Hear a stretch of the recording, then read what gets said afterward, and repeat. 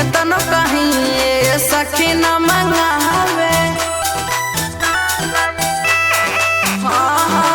जाड़ा के सीजन में हीटर न ले आवे, केतनो कहीं ये सखी न मंगावे। लागत सखी भुलाई गईल मोर सजनवा हीटरवा ना लाइल, मोर मजनुआ हीटरवा ना लाइल, मोर सजनवा हीटरवा ना लाइल।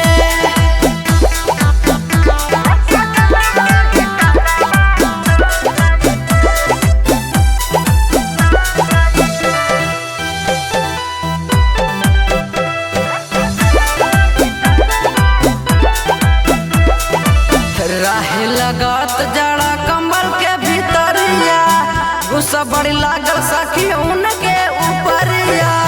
राहे लगत जाड़ा कंबल के भीतरिया, गुस्सा बड़ी लागल सखी उनके ऊपरिया।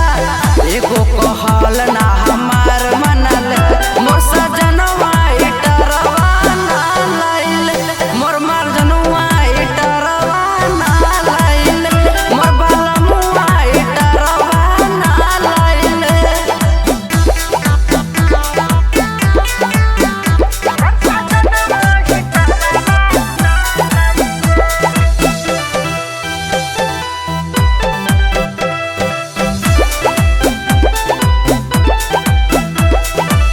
कृष्णा देवहर जादी रहते पजरिया, कोरा में झाँप के सुतैती से जरिया।